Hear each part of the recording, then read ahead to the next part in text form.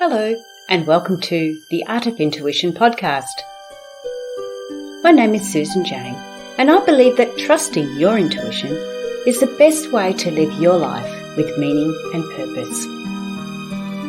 Each week you will hear about how you can connect, develop, and trust your intuition through interviews with other guests and my own personal experiences. Join me to understand how your intuition can guide you towards a life full of meaning and loving purpose.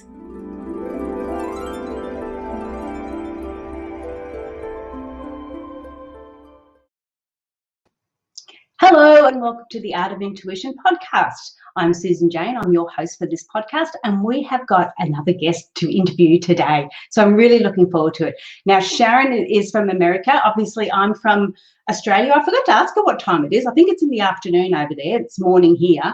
And she is talking about communication and how important it is. So we're talking about how we can communicate and the best ways to go about it. But I'll just quickly read you her bio. Sharon Costanzo is a life and relationship coach. She helps her clients improve their communication with their partners with the Keep Talking framework.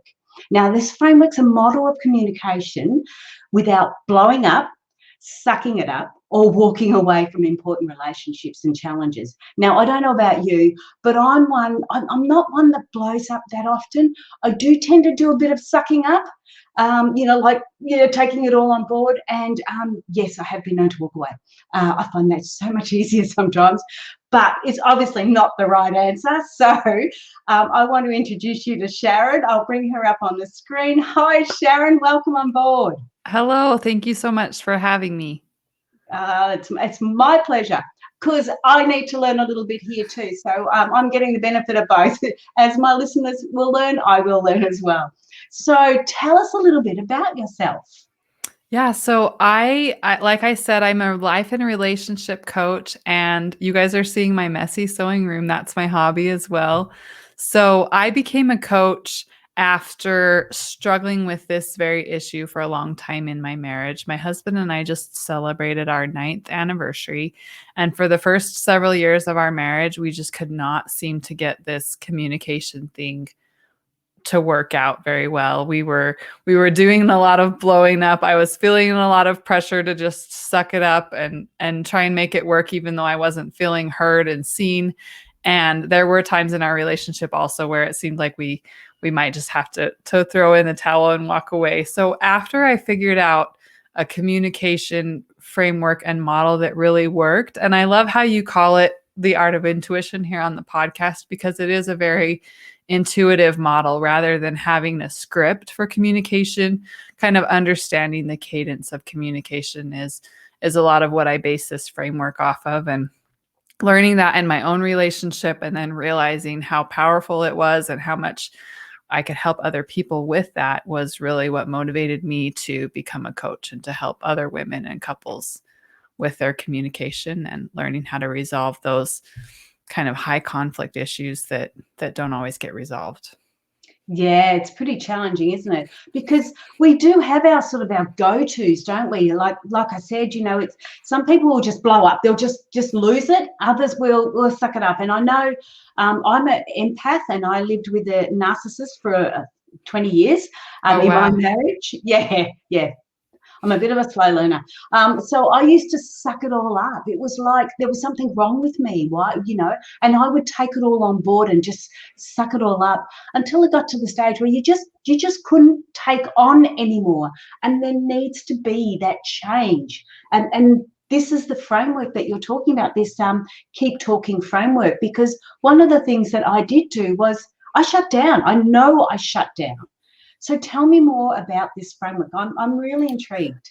Yeah. So a lot of times what we believe a conversation goes like is that we initiate the conversation and then we discuss it and then we come to a resolution. But as you probably have figured out, most of us have figured out, is there's a lot of misunderstandings and things that we need to learn how to navigate between when we start the conversation and when we actually resolve it. So that's why I have 5 elements in this framework. The first is the initiation element. And then usually what happens, we've talked a little bit about blowing up, sucking it up, walking away. There are actually kind of 4 responses that we generally tend towards when we're feeling threatened or misunderstood. And that's fight, flight, freeze, or fawn. And if you can recognize that in yourself or in your partner, that is happening, then that's when it's good to either pause the conversation or slow down. So you can pause by just saying, hey, I need some time to think through this before I continue the conversation, or I can see that we're not getting anywhere right now. So let's take a little break and come back to it. Or you can slow down by asking some open-ended questions of the other person to make sure that you're understanding things rather than letting things get escalated. So that's the first part, is just to recognize when one of you is reacting to a threat and to respond to that rather than just pushing through. Can I just ask, Sharon, sorry, I don't mean to interrupt. Oh, no, you're fine. When you say initiate, right, this was probably one of my hardest areas. How does somebody initiate something when they're probably overreacting, or I'll put it this way, I can only talk for myself, so hopefully this will help others. But there was times there when I was a little bit too frightened to initiate a conversation, too frightened to bring anything forward, and not just physically frightened, but more verbally frightened, like the attack you get, the verbal attack and the emotional attack that you get. So sometimes there's this barriers that stop us from initiating any sort of a conversation. What would be a first step to ease that in? How could we do that? Yeah, there's a few things that can be really helpful in that scenario, and that is definitely one of the biggest barriers to having a productive conversation, is just being able to initiate the conversation. One thing is to think about why this topic or this issue is important to address. And then what will be different for you and for your relationship when you are able to address it in a positive and healthy way. So you're thinking about the outcome that you want to create rather than anticipating all of that pushback that you might get. The other thing that helps with this framework in particular is knowing that even if you don't say everything the right way that the first time, that there's kind of grace built into it. That there's ways to clear up those misunderstandings and stuff as they come up, rather than feeling that immense pressure that if you don't start the conversation the right way the first time, that it's not going to go well for you. So that makes sense. Because that's taking the pressure off you, isn't it? Yeah, it's like, I'm just going to start it the best that I can with the information and the skills that I have right now, knowing that there are going to be places to make adjustments along the way and stay on track. Wow. Okay. Yeah, that makes it a lot easier, because I think I was anticipating the pushback, and so I just didn't. You just stopped. Yeah. And in your case, it might just be saying, like, I know that this person is going to push back and I'm going to be prepared for that. So rather than trying to prevent it, I expect that to happen, and I can pause, I can slow down, and then I can also repair. And that's the third part, the third element. And when I say repair, I'm not saying apologize, because a lot of times what we would do is apologize to try and appease somebody, especially if they feel like they're attacking us. But when I say repair, it could be something like, oh, I feel like maybe you must have misunderstood me. Let me clarify that misunderstanding for you and help you to understand what my true intention is. Or you could say, a lot of times as a woman, we get into this habit of kind of appeasing people. And so a repair might be something like, I know in the past I may have given you the impression that I was okay with things being this way in our relationship. And that's not actually true. So let me repair that and let you know now that the things that I have tolerated in the past are not things I want to tolerate anymore. So I want to move forward with a new pattern.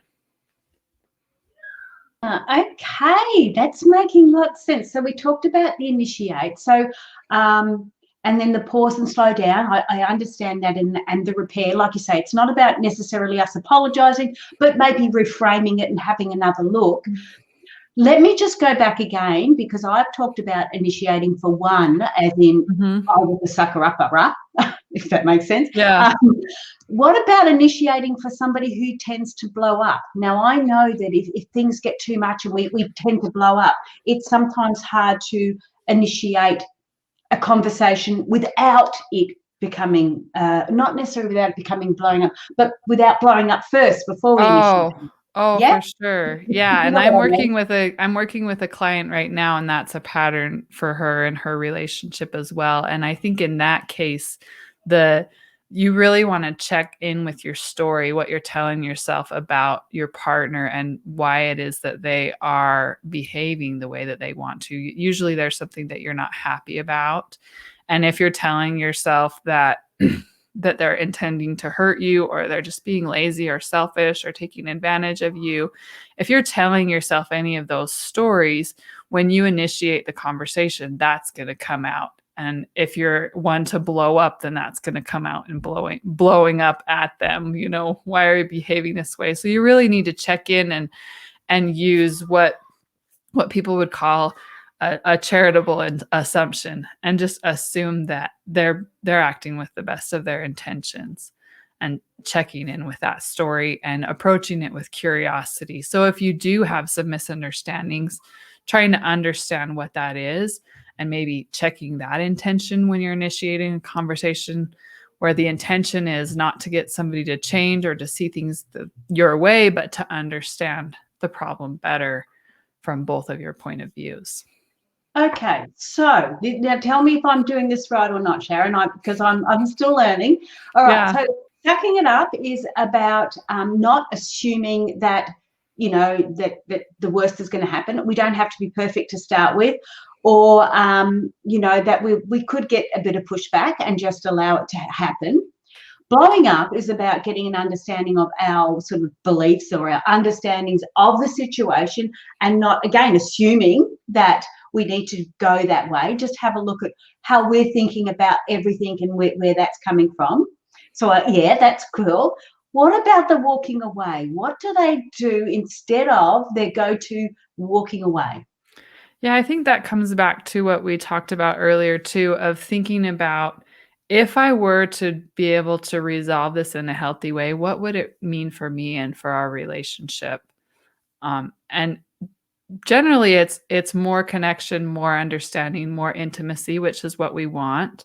But a lot of times that fear of driving a wedge further between the relationship keeps us from what we want. It's kind of a competing commitment. Like, I don't want conflict at any cost, but the fact that I'm avoiding the conflict is driving us away. So it's being willing to take a little bit of a risk, and risking that, maybe a little bit of conflict in the moment, in order to get over that hump of disconnection or misunderstanding, so that you can really deepen the relationship in that way.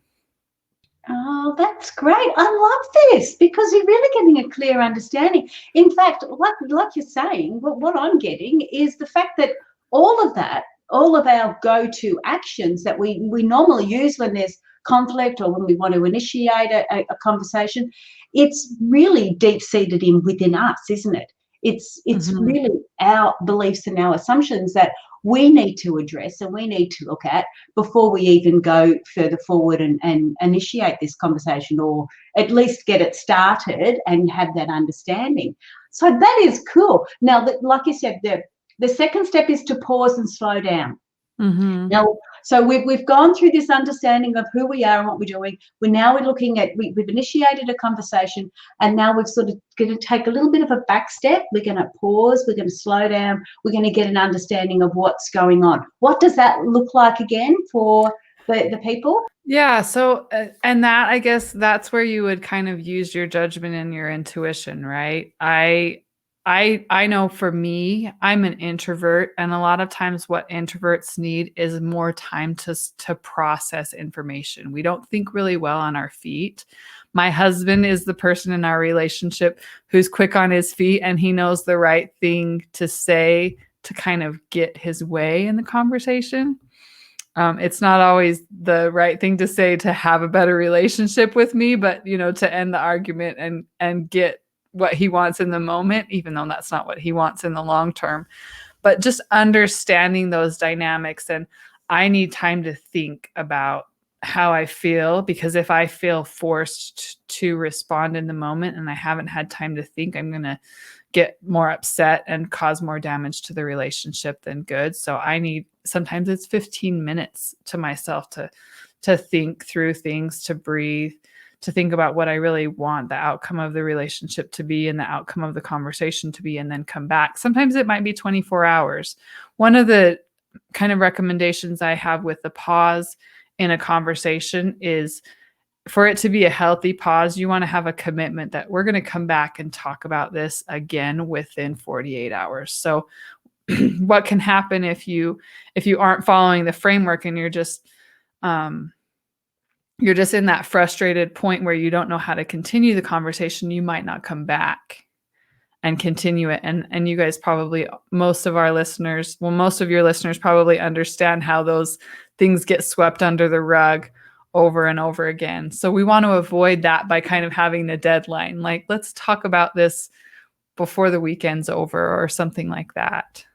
Yeah, absolutely. I know exactly what you mean, because I'm one to take it in, and I have to get an understanding internally as well before I can advance on some of that. But for an extrovert, of course, verbalizing it helps them understand it. For an introvert, we tend to be thinking rather than verbalizing. So yes, it does take us that lot longer to see where it's going, to get an understanding of it. So yeah, that makes sense. So for us, we need to have that time out. We need to have that space to be able to think about it. So for a extrovert, that pause or that slowdown could be even conversing with somebody else, like talking to their coach, like you, or talking to a friend, and just expressing it verbally, so they start to get that understanding a little bit more. So that's perfect. Yeah. So then repair. Let's go back a little bit more into repair. How do we look at that one again? Yeah. So in the repair, it was funny. I was just listening to this book, The Big Leap, from Gay Hendricks, and he's talking about, and this is something that shows up in a lot of relationship books and a lot of relationship advice, is each person in the relationship needs to take 100% responsibility. So when we feel like we both are 50-50 responsible for the relationship, or maybe the other person is more at fault than us, then this gets really tenuous. So the repair part is, what is my part in this? And I'm going to take 100% responsibility for my behavior. I'm not going to try and justify any bad behavior because of my partner's bad behavior, but I'm going to take 100% responsibility for that. And I'm going to take responsibility for being a clear communicator and just trying to clear up any misunderstandings. If I have wronged my partner in any way, then I do want to acknowledge that and make amends for those wrongs so that we can move forward. And then acknowledge and validate their feelings so that we can move forward.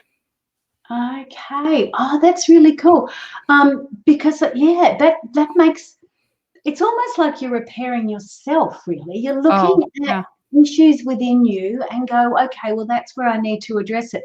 I know with my my 20-year marriage that ended, there was a lot of things I could have said that my ex-husband was or did or was part of his lifestyle, but when I went that way, I felt like I was blaming him all the time for the relationship breakdown, and there was a lot of it that was my fault.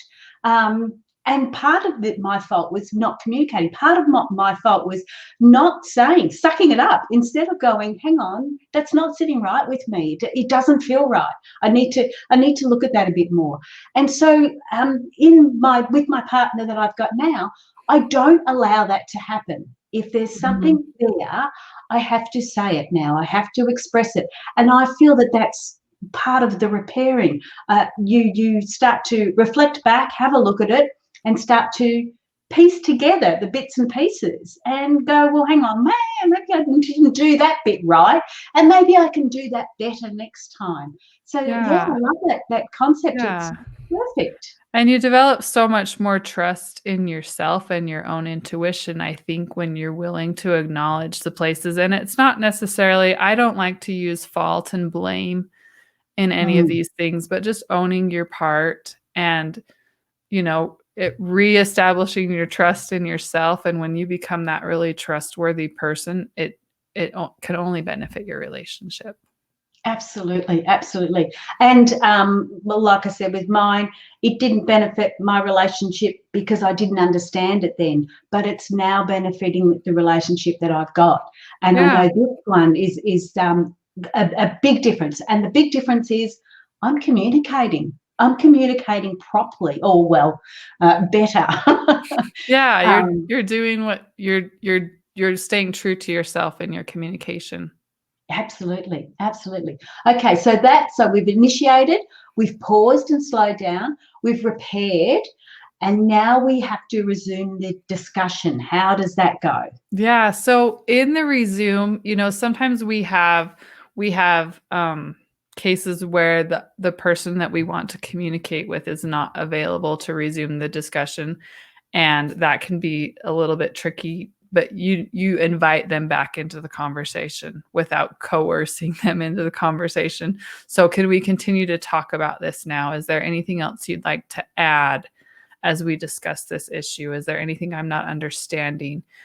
You want to make that container as welcoming as you can to have somebody come and resume the conversation with you. Um, and then you can continue to discuss the thing that's excuse me, I'm still getting over that cold but that I told you about. But this can go through, you can go through this cycle several times before you get to the resolution. And I don't know if I mentioned that before, but you might start to resume the discussion, and some of those old misunderstandings or assumptions that you have made in the past or that your partner has made about you might start to creep up again, and you continue this. And sometimes these resumed discussions happen over the course of months or years. I don't know if you've had that Mm, experience in a relationship before where all of a sudden you're like, oh, wow, this thing that we were arguing about a year ago, all of a sudden I understand your point of view now, and we are resolving it. So sometimes it's a very ongoing process to resolve some of the You'd things that have we to, it deal would with in our have to be. relationship.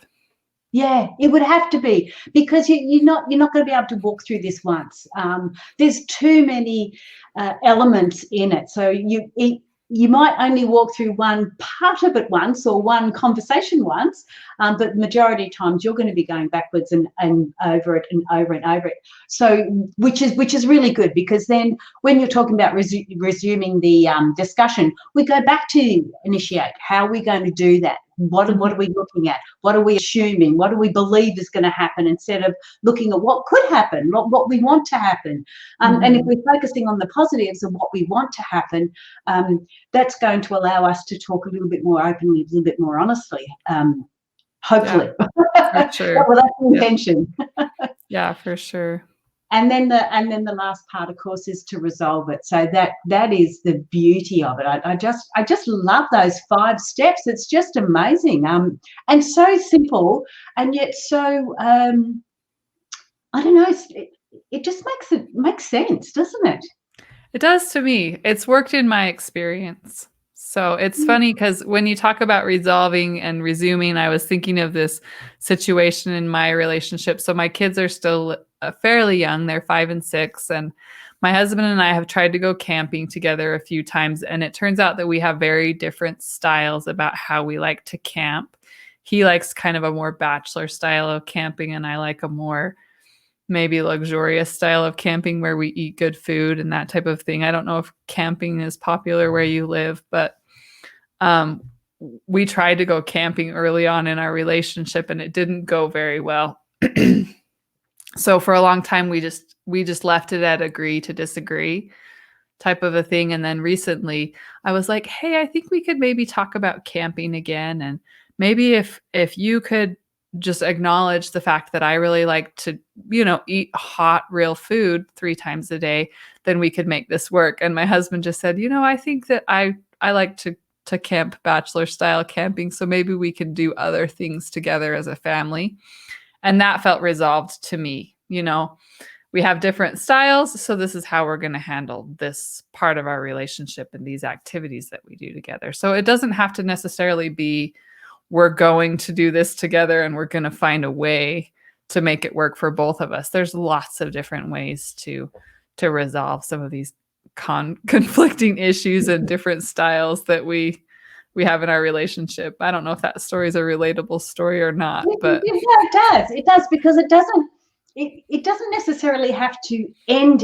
Like when you're resolving something, it's just a matter of you both agreeing to it. It doesn't really matter what it is, as long as you're both agreeing to it. And yeah, no, that makes absolute sense. But you know what I haven't done? So we've gone through your keep talking framework. So which is really what it is about, to keep on talking until you do come up with a happy solution at the end. But you know what we haven't talked about? We haven't talked about you and your background. Like, you gave us a little story about why you've started this, but you, because you're a coach, I am a coach. Yeah, I have kind of an interesting background, and maybe the reason why I have the framework the way that I do is because before I became a coach, I have 2 engineering degrees. So I've worked as an engineer and a project manager. And so kind of systematically working through problems, it comes naturally to me. And I think it's kind of a fun and happy marriage between my interest in relationships and communication and my background in kind of analyzing things and creating systems and processes, which makes me unique as a coach, as opposed to maybe people with other backgrounds. So I don't know if that's what you were asking about or not, but it's an interesting marriage of 2 very different skill sets. And you know what's really funny? I've got a very, very similar. I mean, I haven't got the engineering degree. I have got a different degree, a public health degree. But I love the processes, and I love systems, and I love the analytics, because I do Google advertising. So I love looking at the analytics behind it. I really enjoy that side of it. But when it comes to doing the art of intuition, I love that we can actually use our feelings and our emotions, and we put that all together. So I totally get where you're coming from, because if I was looking for a coach, I would like that coach to still have a type of analytic background, because we need to be able to step through a healing process or an understanding of it, which is why when I saw your framework, it really appealed to me, because I know it's not as simple as 1, 2, 3, 4. I get that. But if you've got something to guide you along, a system or a framework or a process that helps you guide you along, it gives you the next step to take. It gives you the understanding of that next step to take. And I think that's brilliant. I love that. Yeah, it's been really helpful for me, and I still use it in my relationship with my husband. It's been interesting to see how, I get now I get to think, okay, how would I coach my clients if I was coaching somebody dealing with this situation? And the really fun part now is to hear my husband talking to he has a really close friend who is single, and hearing him give advice to his friend, like, you can't just go to her and just tell her everything she's doing wrong and expect her to respond well to that. So it's just fun to see this perpetuating in our family, about now seeing my husband kind of become a relationship coach to his single friends as well. Oh, there's nothing better than hearing when you've guided somebody and then they're using it in their own terminology, but basically using the same words to help someone else. It's just gold. I love it. But the other thing I haven't done, Sharon, and now this is because we've got our little ticker tape running for the video, but because it's a podcast, what we've not done is let people know how to find you. Yeah. So I'm going to hang on. I'll put the new ticker tape up. So Sharon helps you understand communication without blowing up, sucking it up, or walking away. So her website is keeptalkingrevolution.com. Now, I'm not going to spell that out. You can Google that because that's what Google's for. Keeptalkingrevolution.com. So that's where you can go to the website. But you've also got other ways we can connect as well. Yeah, so that website, that takes you to kind of the posts that go along with my podcast, which is also called Keep Talking Revolution. So if you Google that, you can listen to the podcast pretty much anywhere where you find your podcasts. And then I also, you can find me on Instagram at Keep Talking Revolution as well. So basically, if you look for Keep Talking Revolution, then you'll find me on social media or my podcast. Yep. And Facebook. Yep. And Facebook. Yep. Yeah. Okay. So now, what else was I going to, there was something else I was going to ask you about. Okay. You've currently got on offer, you've got one-on-one coaching programs. Can you tell me a little bit more about those? Yeah, so with my one-on-one coaching programs, I coach women and couples as well, and it's a very organic and personalized coaching. Most of my clients work with me for 3 to 6 months, and basically what we do during that is we try and first understand what your communication dynamics are, and then break that down and figure out what the barriers are in your relationship to having those productive conversations that you need to be having, and start having more productive and connecting conversations with your partner. It's really fun to see my clients do that as well, because when you learn to communicate with one person, all of your relationships improve. So it works in the workplace, every conversation can really follow this framework. I like working with women and their closest romantic relationships, because that really is what causes us the most pain and also can bring us the most satisfaction. But it really works in every relationship. Yeah. So you don't even need to be in a relationship to work with you, though. No. Cool. And when you're working with somebody, how are you doing it? Do you only work in person, or can you do online? Can you do all of my clients meet with me through Zoom? So I have clients who even live here locally, and we still meet on Zoom, just because the pandemic has kind of gotten us used to talking online, and it works really well. If you have kids around or whatever, it can be a lot easier to just put a TV show on and meet me in your own home than trying to meet in person. So. Okay, cool. Oh, that's really good. Now, actually, before I ask you if there's anything else you want to share, I just want to say to you how much I dislike how your sewing area looks. My sewing area never, ever looked that clean and tidy, so I am a little bit disappointed. I used to have stuff everywhere, but yours is so neat. I try and keep it tidy because my office and my sewing room are the same area. And I used to try with my virtual office to hide the fact that this was a sewing room. And I decided just to let it be what it is. And people can see that I'm a multifaceted person who does. Absolutely. No, I love it. Did you do the big hanging at the back there? I did, yeah. Gorgeous. That was the first quilt I ever made. I made that when I was 16. Oh, well done. That's good. That's really good. All right, back to our communication. Sorry, just had to do that. No, it's fine. Back to the communication, and I was going to ask you, is there anything else that you want to bring forward about it?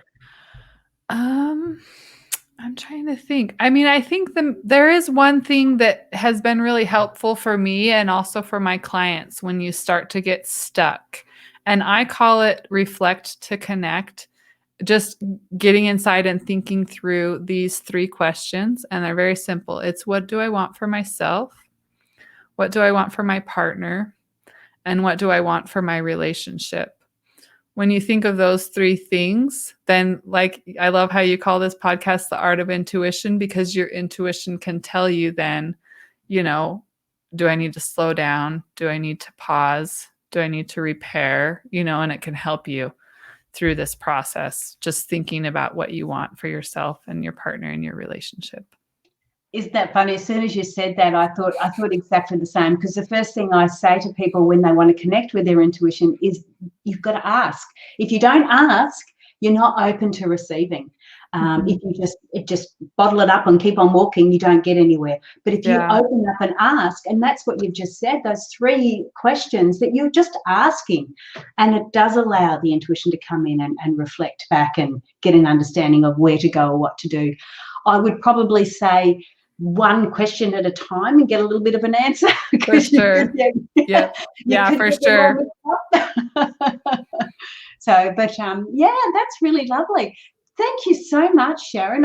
Like I said, people can connect with you via Facebook. So it's all about Keep Talking Revolution. So keeptalkingrevolution.com is the website, is Insta, is Facebook. We can connect with you anyway that way. If you did want an email, there is an email there, Sharon at SharonCostanzo.com. Yep. Is that right? Costanzo? Yeah, Costanzo. Yeah, it's a tricky name for people to get, but it's Costanzo, and I do offer free 30-minute consultation calls. So if you're interested in talking more about what it would be like to work together, you can find a link to schedule one of those calls on any of those sites as well. So okay, cool. And tell them that you heard it on The Art of Intuition. So Sharon gets an understanding of what's going on, because this is all part of business as well as being able to reach out and find the community and help where we need to help. So that's really lovely. Thank you so much for being on the podcast with us. Thank you, Susan. It's been so great to chat with you tonight. Okay, I am going to just finish off here, put on the music, and I will talk to you in a minute. Okay. Don't go. Okay.